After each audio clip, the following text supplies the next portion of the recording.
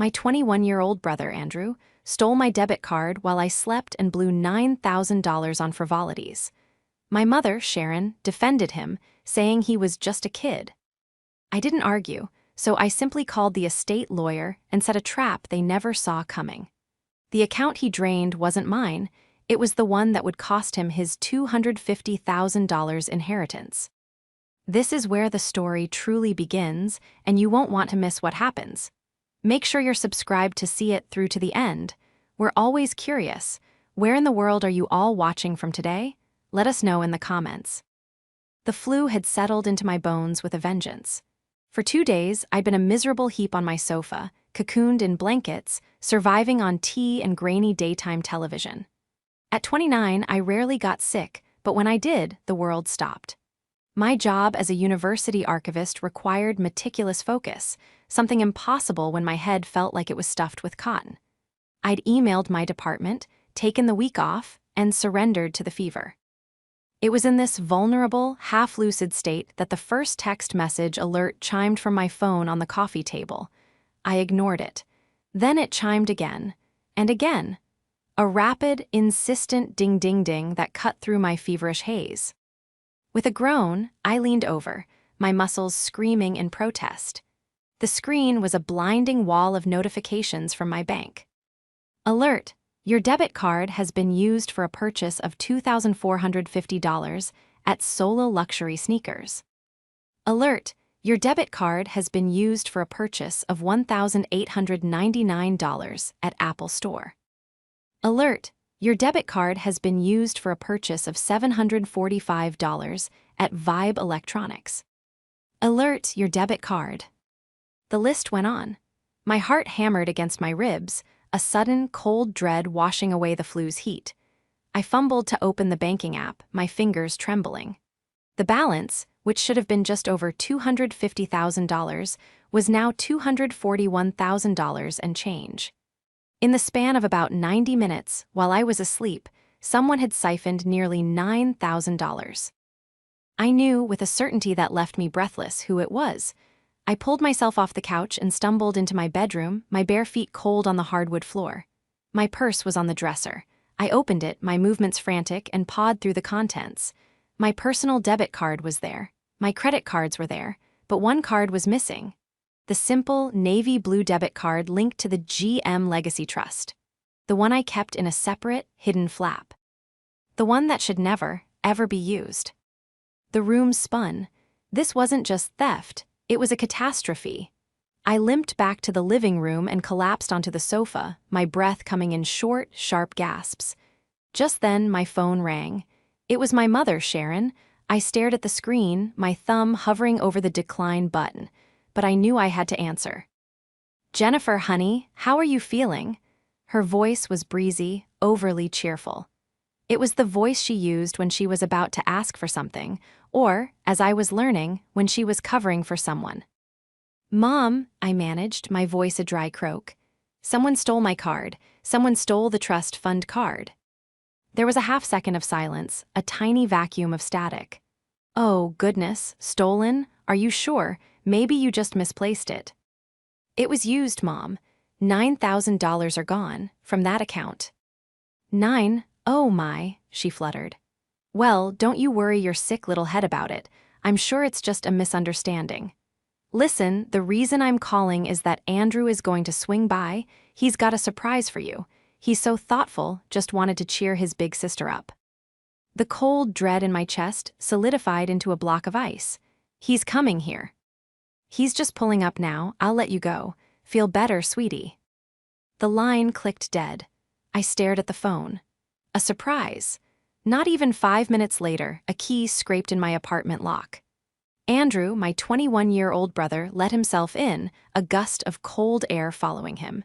He was wearing a brand-new, blindingly white designer hoodie, and in his hands he held a small paper bag. "Hey, Jen," he said, flashing a $1,000,000 smile that he hadn't paid for. "Heard you were sick. Brought you some of that fancy soup you like." He tossed the bag onto the coffee table, next to the phone still glowing with fraud alerts. He was vibrating with a wired, frantic energy, his eyes darting around the room, landing on everything but me. He was wearing new sneakers, too, ridiculously expensive ones, the kind that cost more than my monthly rent. "Where did you get that card, Andrew?" I asked. My voice was quiet, but it cut through his manufactured cheer. He froze, his smile faltering. "What card? What are you talking about?" "The debit card, from my purse. The one you used to buy that hoodie and those sneakers, and whatever is in the new Vibe bag I see peeking out of your backpack." His face, so open and charming a second ago, hardened into a petulant mask. "I don't know what you're talking about," he scoffed. "I used my own money. My crypto investments paid off." "Your crypto investments," I repeated flatly. "Andrew, I have the alerts, at 2 o'clock this morning. You came in here while I was sick and asleep and you stole from me." "Stole? That's a strong word, Jen," he said, crossing his arms. He was trying to look intimidating, but he just looked like a child playing dress-up in clothes he couldn't afford. "I borrowed it. I was going to pay you back." Pay me back $9,000. With what, Andrew? Your imaginary crypto." "It's not my fault you just have all this money sitting around." He suddenly exploded, his voice cracking. "You're an archivist, you don't even do anything. You just sit on that pile of cash Grandma left you. It's not fair. I actually have a plan. I'm building a brand." He was shouting now, his face red. He genuinely believed his own entitlement. He thought he was the victim. He thought he had stolen my money. The profound, staggering ignorance of his actions, of the line he had just crossed, left me speechless. I just stared at him, the fever, the betrayal, and the sheer magnitude of the disaster crashing over me. The trust, the lawyer, the clause, he had no idea what he had done. And in that moment, I knew I wasn't going to argue with him. I wasn't going to scream. He wanted me to treat this like a sibling squabble. He wanted our mother to swoop in and smooth it over, to tell me to be nice and share. I leaned back into the sofa cushions, my body aching, but my mind suddenly, terrifyingly clear. "Get out, Andrew," I whispered. "What, Jen, don't be like that." "Get out of my apartment and leave the soup." He stared at me, shocked by my coldness. He tried to muster one more protest, saw the look in my eyes, and snapped his mouth shut. He grabbed his backpack, the Vibe bag spilling open to reveal a new iPhone box, and slammed the door behind him. I sat in the ringing silence for a full minute, the smell of his expensive new cologne hanging in the air. Then I picked up my phone, my fingers no longer trembling, and scrolled past the bank alerts. I found the number I was looking for. Mr. Harrison, our grandmother's estate attorney. Andrew thought he had stolen $9,000 from his sister.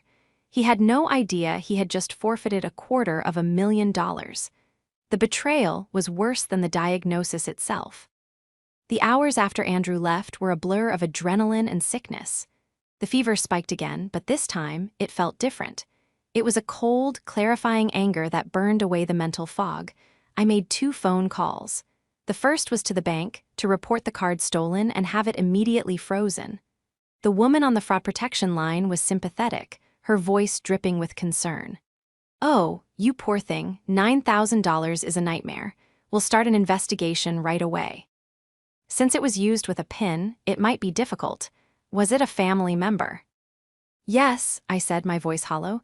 "It was, but I don't want to press charges, I just need the account locked. Permanently." I was lying, of course. I knew the PIN. I had given it to Andrew years ago in a moment of misplaced trust. "Just in case of an absolute emergency, Andy," I had told him, "if you can't reach me and you or Mom are in the hospital." I'd even written it down and tucked it in his wallet, a wallet I had bought him. The thought of him, sick with the flu, sneaking into my apartment at 2 a.m., using my key, tiptoeing into my room, and carefully extracting that card from my purse. It made me want to be sick for an entirely different reason. My second call was to Mr. Harrison. His secretary picked up. "Harrison and Associates, how may I help you?" "I need to speak with Mr. Harrison," I said, my voice stronger now. "It's Jennifer regarding the GM Legacy Trust. There's been a development." Mr. Harrison, a man who had known my grandmother for 40 years, was on the line in under 30 seconds. He was all business, his sharp, precise voice a comfort. "Jennifer, you sound terrible. Are you all right?" "I have the flu, Mr. Harrison, but that's not it. I need to report an unauthorized withdrawal from the trust by the beneficiary." There was a heavy sigh on the other end of the line. "Andrew," he stated, "it wasn't a question." "Yes, $9,000 in a single night. Designer clothes, electronics, frivolous by any definition." "I see," Mr. Harrison said. The temperature of the call dropped 10 degrees. "Jennifer, you know what this means. Your grandmother was specific. She was a hawk." "I know what it means," I said, staring at the wall. "I'm looking at the trust document right now. I've been the trustee for 2 years and I've guarded this thing. I've sat through Mom's hints and Andrew's tantrums, and he just did it." "The forfeiture clause," Mr. Harrison said gravely. "Section 4, subsection C. Any fraudulent, unauthorized, or frivolous withdrawal made by the beneficiary, Andrew, before the age of 30, shall immediately and irrevocably void his entire claim to the trust principal." She made me read it to him and Sharon when the will was executed. They both signed a document stating they understood it. "They understood it," I agreed, "but they never believed it. They thought it was a bluff. They thought I was just being selfish." "They had forgotten one crucial thing, Jennifer," Mr. Harrison said, his voice hardening. "They forgot your grandmother never bluffed, and they forgot that you, as trustee, are legally bound not to your family, but to the trust itself. You have a fiduciary duty to execute her will, exactly as written." "What do I do now?" I asked. "You do nothing. You rest. You get over the flu. I, in the meantime, will be filing a petition with the probate court to notify them of the breach of trust. I will subpoena the bank records and the store receipts, which will be easy to get. Then, we schedule a meeting. With you, with Andrew, and with your mother." He paused. "I want you to be prepared, Jennifer. They will not react well." "I know," I said. "Thank you, Mr. Harrison." I hung up and fell back against the cushions. They had forgotten. They had forgotten who my grandmother was. They thought she was just a sweet old lady who left them some money. They forgot she was the woman who built a real estate empire from nothing, who could spot a liar from a mile away, and who loved her family but was not blind to their flaws. And they had definitely forgotten that I was her granddaughter. The rest of the day was quiet. My phone buzzed with texts from my mother. "Andrew is very upset. You really hurt his feelings, Jennifer." Followed by, "He said he was going to pay you back. You know how he is with his projects. You should be more supportive." And finally, "He's just a kid, Jen. You have so much and he has nothing. You need to stop overreacting and call him." I read each message, my thumb tracing the screen, and I felt nothing. The emotional tap I had spent my entire life leaving open for them, the one that poured out empathy, excuses, and my own savings to cover their emergencies, had just run dry. He's just a kid. A 21-year-old kid who had just committed grand larceny. My mother, Sharon, was the architect of this. Andrew was just her masterpiece of entitlement. I thought back to every time she'd borrowed a few $100s from me to cover his credit card bill. Every time she'd convinced me to co-sign a lease he'd eventually break. "He just needs a little help getting on his feet, honey. It's so much harder for young men these days." This time was different. I wasn't going to call. I wasn't going to smooth things over. I was going to follow the instructions of the trust. I was going to do my duty. They thought I was just the quiet, mousy older sister, the boring archivist. They thought I was weak. But they had forgotten one crucial thing. An archivist knows exactly where every document is, understands every binding, and, above all, respects the permanent, unchangeable nature of the written word. My grandmother, Grace, was the bedrock of my life. While my mother, Sharon, was a whirlwind of emotional drama and financial instability, Grace was the calm, steady center. After my father left, Sharon moved us in with Grace for just a few months. We never left. Grace's house, a sturdy Victorian she'd bought with her own money, became my sanctuary. She was the one who instilled in me a love of history, of books, of the quiet power of facts. She taught me to be meticulous, to be responsible, and to be wary of charm without substance. "Charm is cheap, Jennifer," she'd say, peering at me over her glasses. "But integrity, that's priceless, and your mother buys charm on credit." Grace saw Sharon's enablement of Andrew from the day he was born. He was the boy, the do-over, the golden child. While I was given chores and expected to get a part-time job at 16, Andrew was given, well, anything he wanted. When he broke a neighbor's window, Sharon told them I must have distracted him. When he failed his classes, Sharon blamed the teachers. When he got his first credit card and maxed it out in a week, Sharon came to me, weeping, begging me to cover it so his future wouldn't be ruined. I was 23, working my first job, and I drained my savings to pay for his designer jeans and video games. "You're the responsible one, Jen," Sharon would say, as if it were a compliment. "You're my rock." But a rock is just something to stand on. Eventually, it gets worn down. My grandmother saw it all, and she tried to protect me. She paid for my university education directly, sending the tuition checks straight to the bursar's office so Sharon couldn't borrow a single cent. And when she got sick, she called me and Mr. Harrison to her bedside. Not Sharon, not Andrew, me. "It's all in the true cent, Jennifer," she'd whispered, her hand frail in mine. $250,000 for Andrew. But you, my dear, are the trustee. You are the dragon at the gate. He cannot touch a penny until he is 30, unless it is for verified educational expenses or a down payment on a primary residence. And you, and only you, approve the withdrawal. "Grandma, that's too much responsibility," I'd stammered. "No," she said, her voice suddenly strong. "It's the perfect amount of responsibility for you, and it's the only way he might learn. Your mother will try to wheedle it out of you. He will try to guilt you. Do not let them. The documents are your shield. Use them." And then she'd given me a weak, sly smile. "And read Section 4C very carefully, dear. It's my little insurance policy. Against them." She died 2 days later. The day of the will reading was a performance I'll never forget. Sharon and Andrew sat in Mr. Harrison's plush office, vibrating with anticipation. When he read that the house and the bulk of the liquid assets were being donated to the university's historical society, Sharon's face turned white. When he read that a $250,000 trust was established for Andrew, her color returned. And when he read that I, Jennifer, was the sole trustee, her jaw dropped. But she doesn't know anything about money," Sharon protested. "On the contrary," Mr. Harrison said coolly. "Your mother's notes indicate Jennifer is the only one who knows anything about responsibility. And now, the forfeiture clause." He read it aloud. The dense, ironclad legalese that detailed how any unauthorized, frivolous, or fraudulent withdrawal by Andrew would void the entire trust. Andrew had been texting, not even listening. But Sharon listened, and I saw in her eyes that she didn't hear a warning.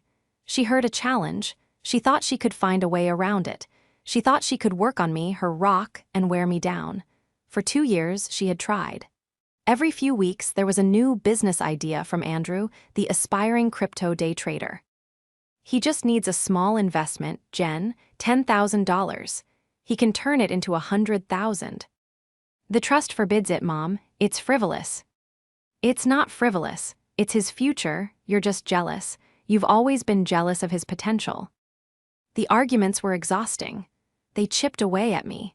I started keeping the trust's debit card, which I'd only ever used once, to pay a single, verified tuition bill, in a hidden part of my wallet, terrified one of them would try to take it.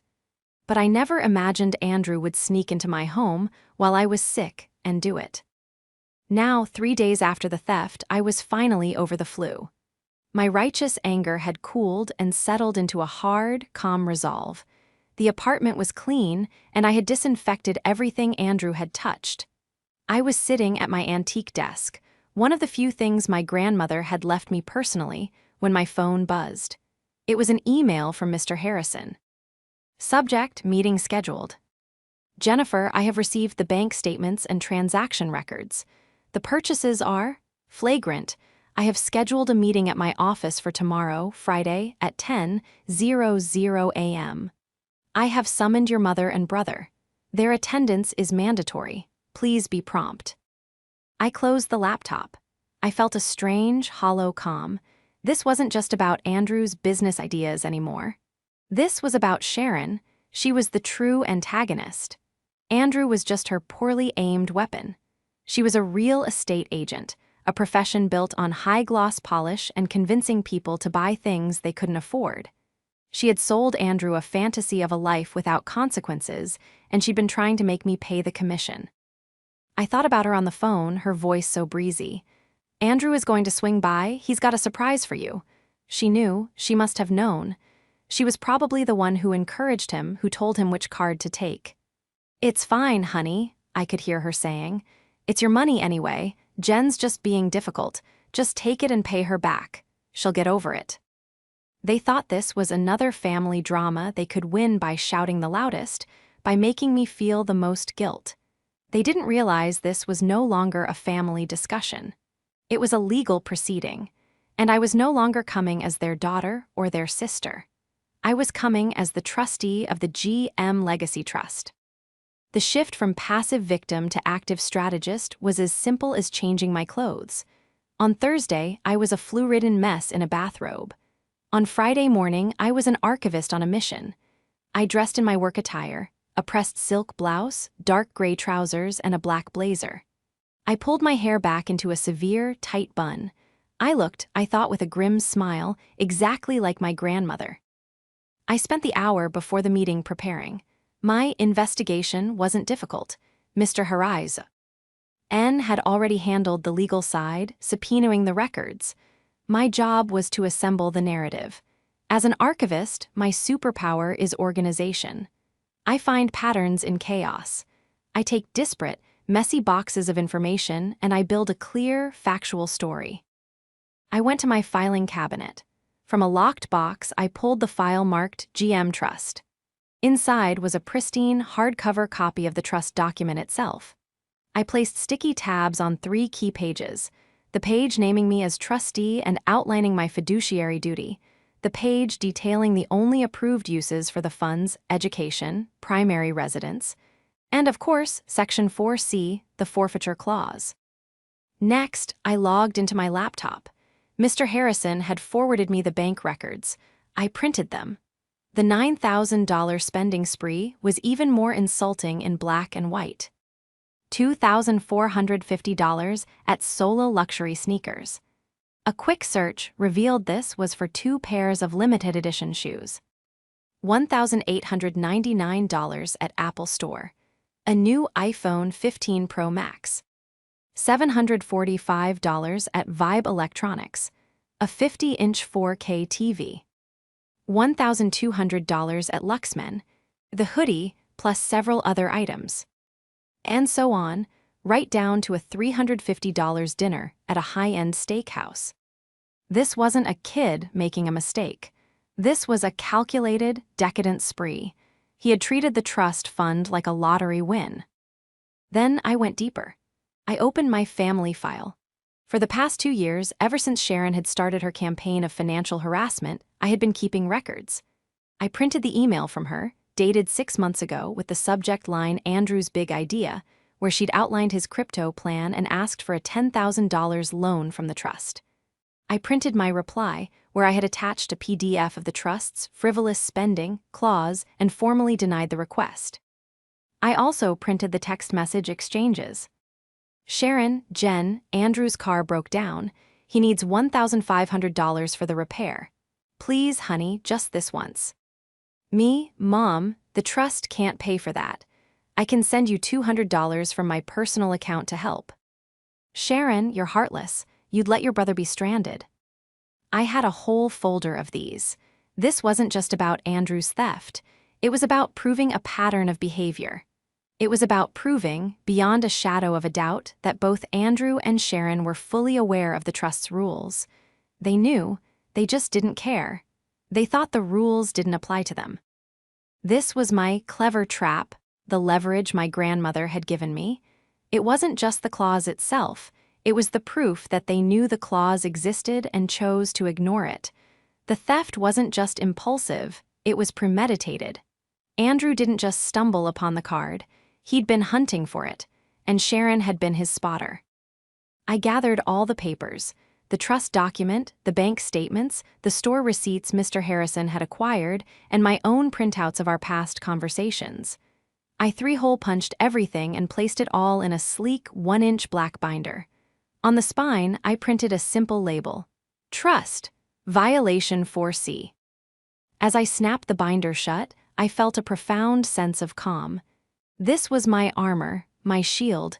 In an archive, the document is the final word. It doesn't care about your feelings. It doesn't care about your excuses. It just is. The facts are immutable. I looked at the clock. 9:30 a.m., time to go. I walked out of my apartment, my heels clicking on the hardwood floor. I was no longer a victim. I was no longer the rock. I was the executor. My grandmother had given me one final, difficult task: to protect her legacy from the very people she loved. And as I drove to Mr. Harrison's office, I felt the weight of her conviction settle on my shoulders. I was not just doing this for myself. I was doing it for her. I was honoring her final wish. The investigation was over. The confrontation was about to begin. Mr. Harrison's office was on the 14th floor, a hushed, wood-paneled world that smelled of old books and expensive coffee. His secretary, a kind older woman named Mrs. Davis, gave me a sad, knowing smile. "They're already in the conference room, dear," she whispered. "Mr. Harrison is waiting for you." I pushed open the heavy oak door. The room was dominated by a long, polished mahogany table. Mr. Harrison sat at the head, a picture of legal authority. And on the far side, looking small and out of place, were Sharon and Andrew. Sharon was dressed in her best real estate agent attire, a bright red power suit that seemed to scream, "I'm in charge." But her face was pale, and her fingers were nervously shredding a tissue in her lap. Andrew was slouched in his chair, wearing one of his new designer hoodies, his arms crossed, staring sullenly at the table. He looked up when I entered, his eyes wide with a mixture of defiance and, for the first time, a flicker of fear. "Jennifer, thank you for coming," Mr. Harrison said, his voice booming in the quiet room. "Please sit." I took the seat directly opposite them, on Mr. Harrison's right. I placed my black binder on the table with a quiet, definitive thud. The sound echoed slightly. Andrew flinched. Sharon's eyes narrowed, zeroing in on the binder's spine. "Now," Mr. Harrison began, steepling his fingers, "we are here to discuss a grave matter. On the night of October 28th, a sum total of $9,194 was withdrawn from the GM Legacy Trust via the trust's debit card." "It was a misunderstanding," Sharon immediately interjected, her voice high and strained. "Andrew was going to pay it all back. He just got a little overeager with an investment. Jennifer knows this. She's just being vindictive because she's always been jealous of him." I said nothing. I simply opened my binder. "Sharon, I must ask you to remain silent until I am finished," Mr. Harrison said, his tone icy. "This is not a family discussion. This is a legal review of a breach of trust." "Andrew," he said, fixing my brother with a stare, "did you or did you not take the debit card from your sister's purse and make these purchases?"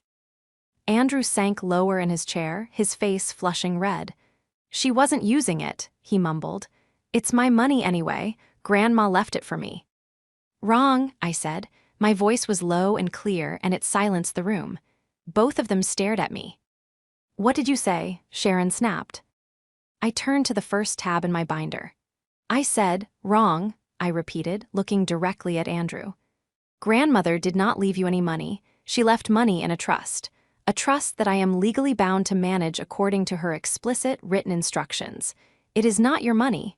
It is the trust's money, and you, as the beneficiary, have zero access to it until you are 30, unless I approve a withdrawal for education or housing. That is the law." "Don't you dare quote the law at us, Jennifer." Sharon stood up, her chair scraping back. "This is a family matter. You're trying to steal your brother's inheritance." "On the contrary, Sharon," Mr. Harrison cut in, his voice sharp as a razor. "Jennifer is the only person in this room protecting that inheritance, or rather she was." He picked up a sheaf of papers. "These are the bank statements, and these are the store receipts." Solo luxury sneakers. Luxmen. Andrew, would you categorize these purchases as educational expenses? Andrew said nothing, just stared at his new, very expensive shoes. This is ridiculous, Sharon huffed, sitting back down. So he made a mistake, he's just a kid. He'll apologize, we'll pay the money back, and you can just unfreeze the card. Jennifer, tell him we'll pay it back. I'll get a loan. It doesn't matter, I said softly. What do you mean, it doesn't matter? She demanded. I turned to the second tab in my binder and pushed it across the table toward them. It was the printout of the email from 6 months ago. My email, formally denying their request for crypto money with the relevant clause from the trust attached. You knew the rules, I said, my voice void of all emotion. You knew the trust forbade frivolous spending. You knew I, as trustee, had already denied this exact type of withdrawal, and you did it anyway. That makes this mistake, as you call it, not just a mistake. It makes it fraud. The word fraud hung in the air. Andrew's head snapped up. Sharon went white. Fraud, she whispered. You wouldn't send your own brother to jail, would you? I don't have to, I said. I turned to the final tab in my binder. I slid it out, a single, pristine page. You're still forgetting about Grandma. You thought this was about me. You thought you just had to bully me. You forgot about Section 4C. I pushed the page in front of them. Mr. Harrison, I said, would you please read the forfeiture clause, the one you read to them 2 years ago, the one they both signed a document acknowledging. Mr. Harrison put on his glasses. He picked up the page.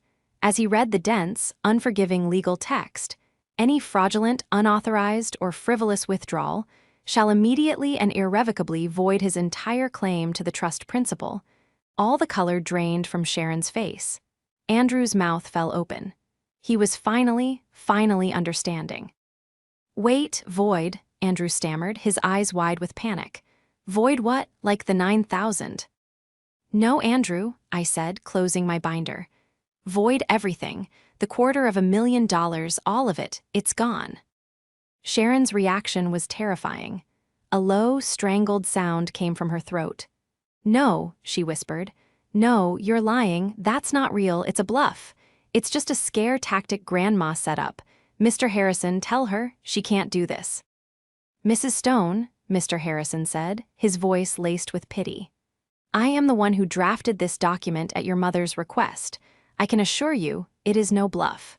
As of 2:05 a.m. on October 28th, the moment the first unauthorized transaction was proved, Andrew forfeited his entire inheritance. As the trustee, Jennifer has no choice but to execute this clause. If she didn't, she herself would be in breach of her fiduciary duty. The room was silent. Andrew looked like he was going to be sick. Sharon just stared at the document, her entire world visibly collapsing. The polished, manipulative real estate agent was gone, replaced by a desperate, cornered woman. So what happens now? Andrew whispered, his voice trembling. Where does the money go? As per your grandmother's instructions, Mr. Harrison said, the full principal of the trust, minus the 9,000 you stole, will be immediately liquidated and transferred. The entire sum will be donated to the Grace M. Historical Preservation Fund at the university, the very one Jennifer helps to manage. So it is you, Sharon shrieked, launching to her feet and pointing a trembling finger at me. You did steal it. You tricked him. You set him up so you could get all the money for your dusty old books. Her threats were so poorly executed, so nonsensical, that I almost felt sorry for her. I don't get a penny, Mom, I said, standing up. I am a salaried employee of the university.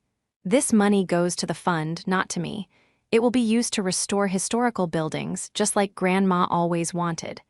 I get nothing, and he gets exactly what he deserves. You both did. You thought you were so clever. You thought you could break the rules, but you just forgot what the rules were.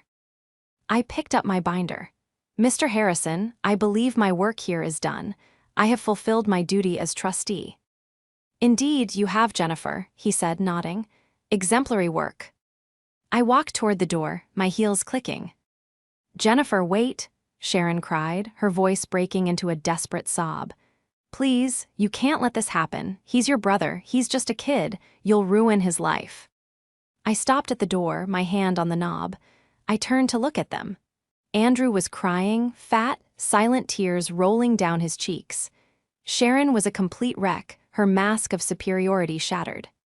"He ruined his own life, Mom," I said, my voice cold and final. "And you gave him the keys to do it. The consequences are yours to share." I opened the door and walked out, leaving them alone in the conference room with the ruins of their greed. I thought walking out of that office would be the end of it. I thought the cold, hard finality of the law would be enough. I was wrong. The next 48 hours were a siege. My family, it turned out, did not respect the law. They only respected leverage. The first volley was from Sharon. She went into full-blown desperation mode. The texts and voicemails started before I even got home. They were a rapid-fire progression through the stages of her manipulative grief. First came the bargaining. "Jen, honey, I've talked to Andrew. He's going to sell everything. The shoes, the TV, we can get most of the money back. If we show Mr. Harrison we're making it right, he can reverse it. Call him.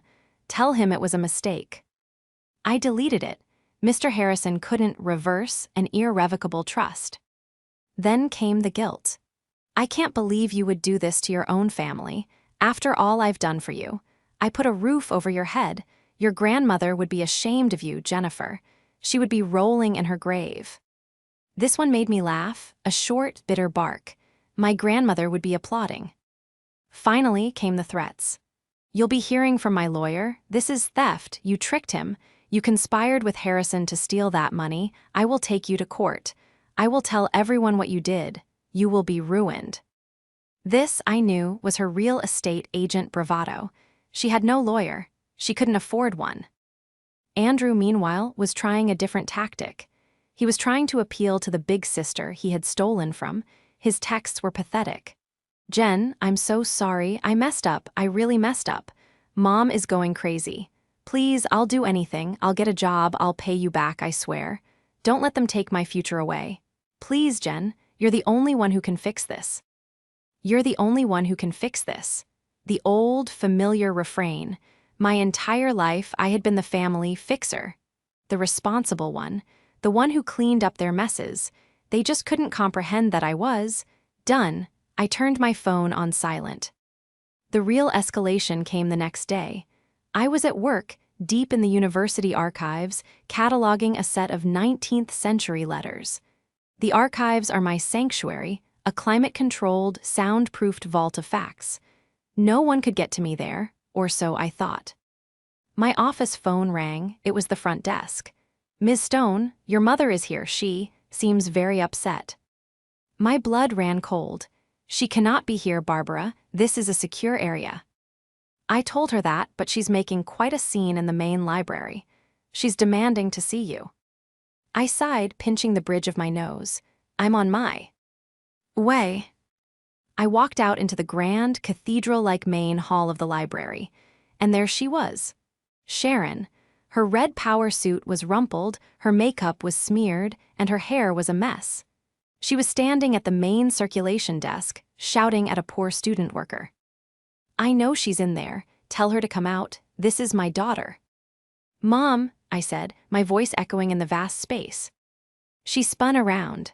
The moment she saw me, her face crumpled and she launched into her final, most powerful performance, the public breakdown. "Jennifer," she wailed, rushing toward me and grabbing my arms. Students looked up from their books. "Jennifer, you have to stop this. You are destroying us. You are destroying your brother." "Mom, you are making a scene," I said, my voice low, trying to pull my arms free. "You need to leave. This is my workplace." "I don't care. I won't leave until you fix this," she sobbed, clinging to me. "He's a good boy, Jen. He made a mistake. You can't ruin his whole life over a mistake." And there it was. The word that had protected him his entire life. The magic eraser for all his transgressions. He wasn't a criminal.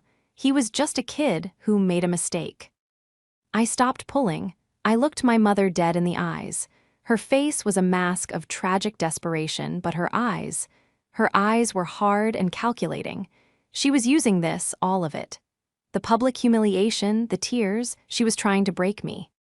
A mistake, I said, my voice quiet but carrying, is spilling a cup of coffee. A mistake is forgetting to pay a bill. Sneaking into your sister's home, stealing her debit card, and spending $9,000 on luxury goods isn't a mistake. It's a crime. How dare you, she hissed, her tears miraculously drying up. And it's not me who is ruining his life, I continued, my voice getting stronger. It's you. You are the one who told him he was entitled to that money. You are the one who told him rules don't apply to him. You're the one who told him to come to my apartment, aren't you? You probably told him which card to take. You thought it was my personal savings, didn't you?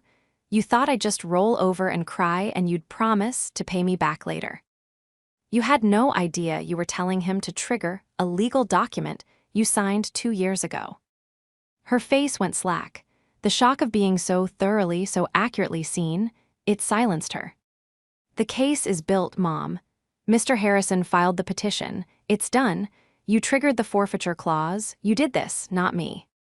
I turned to the student worker. Please call campus security. My mother is trespassing. You wouldn't, she whispered, her voice trembling with genuine shock. Watch me.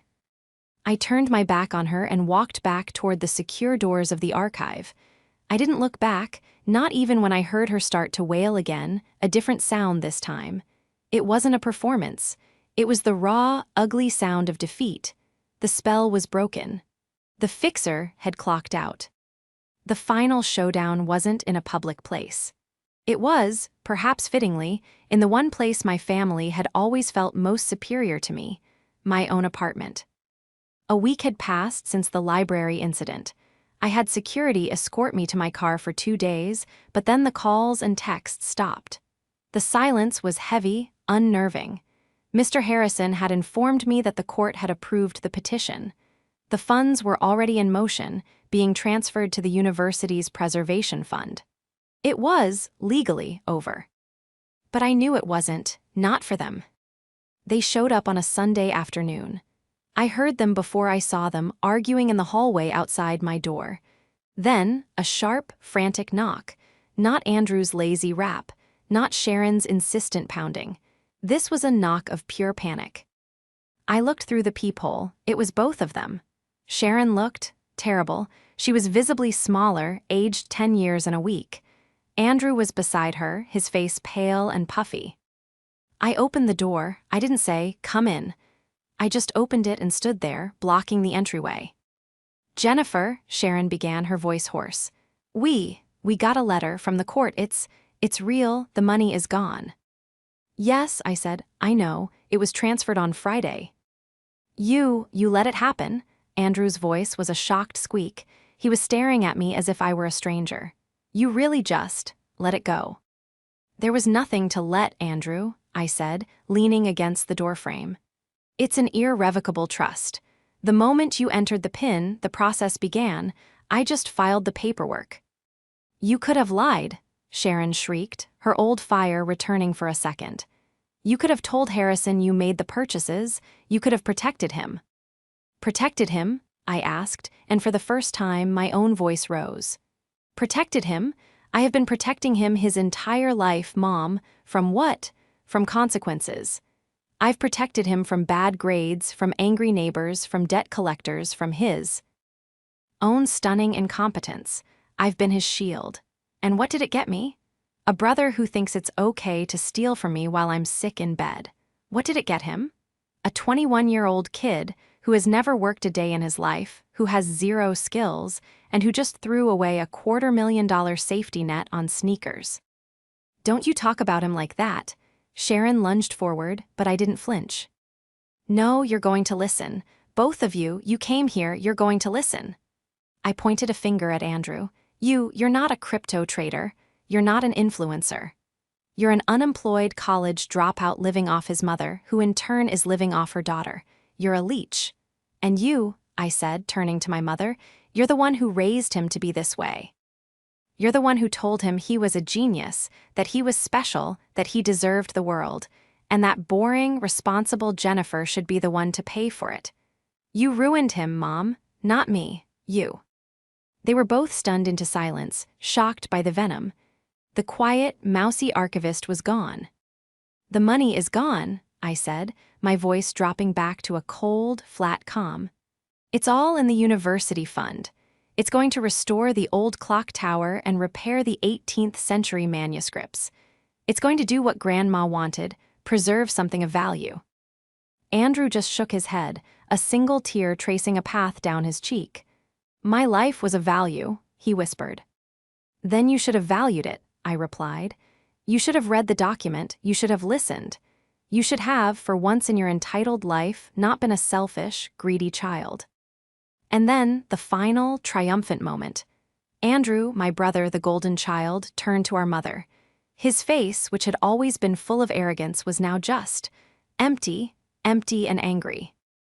"You told me it would be fine," he said, his voice shaking. "You told me she was just bluffing. You told me it was my money. You told me to take it." "Andrew, baby, I thought," Sharon stammered, reaching for him. "You thought," he screamed, pulling away from her. "You thought, you cost me everything, you ruined my life." "I was trying to help you," she cried. "You never help me, you just make things worse." He turned and stormed down the hallway, slamming his fist against the wall as he went. He didn't look back. Sharon stood there, frozen, watching him go. She had lost. She had lost the money, but more importantly, she had lost him. The adoring, dependent, golden child she had built her entire identity around. He was gone, and he finally saw her for what she was, the architect of his ruin. She turned back to me, her face a hollow mask of despair. She opened her mouth, then closed it. There was nothing left to say. There were no more threats, no more tears, no more manipulation that could work. I just looked at her. "Goodbye, Mom," I said. And for the second time in my life, I closed the door on a member of my family, finally and completely at peace. The downfall of Sharon and Andrew was not a dramatic explosion. It was a slow, quiet collapse, like a house sinking into its own foundation. Andrew, stripped of his inheritance and now viewing his mother as the poison in his well, did the one thing I never thought possible. He left. He packed a bag, sold his new sneakers and iPhone for a fraction of what he'd paid, and bought a bus ticket. He went to live with our aunt, my father's sister, in another state. The last I heard, she was making him work a manual labor job, waking up at 5 a.m. every day. For the first time in his life, he was facing the cold, hard reality of existing without a safety net. Whether he would learn from it, I didn't know. But he was, at least, out of my orbit. Sharon's ruin was more profound. Her entire world had revolved around the fantasy of Andrew's future success, a success she believed was guaranteed by my grandmother's money. With the money gone and Andrew blaming her for it, her purpose evaporated. Her work as a real estate agent suffered. She was too distracted, too bitter, to maintain the glossy, optimistic facade her job required. Clients dried up. She missed payments on her condo. 6 months after our final confrontation, she was forced to sell it and move into a small, bleak rental apartment. She tried to reconcile, of course. She sent me a long, rambling email full of excuses, self-pity, and half-hearted apologies. "I've lost everything, Jennifer. You were right. I just wanted the best for him." I read it, and then I moved it to the family folder in my archive, and I did not reply. As for me, my life blossomed in their absence. A great, heavy weight I hadn't even realized I was carrying had been lifted. My apartment was truly mine. My money was my own. My time was my own. I was no longer the family fixer, and the freedom was intoxicating. About a month after the funds were settled, I received a formal letter from the university's chancellor. It was an invitation to a small ceremony. I went, curious. At the ceremony, they unveiled a plaque on the newly restored grand portico of the main library. It read, "These restorations were made possible by a generous donation from the Grace M. Historical Preservation Fund." My boss, the head of the archives, found me after. Jennifer, he said, shaking my hand warmly. We all heard what you did, the way you upheld the integrity of that trust. It was remarkable. Your grandmother would be incredibly proud. I looked up at the plaque, the stone clean and bright, the letters carved deep. He was right, she would be. I'd had dinner with Mr. Harrison a few weeks prior. He had insisted on taking me out to celebrate. Over dessert, he'd looked at me with a sad smile. Your grandmother was a very, very smart woman, he said. She knew this would happen. She knew from the day Andrew was born that he and Sharon would try to burn through her legacy. She didn't just write that forfeiture clause to protect the money, Jennifer. What do you mean? I asked. She wrote it to protect you. She knew it was the only way to ever set you free. He was right. It was her final gift to me. It wasn't money or a house. It was a choice. It was the legal, ironclad permission I needed to finally stop being their rock and start being my own person.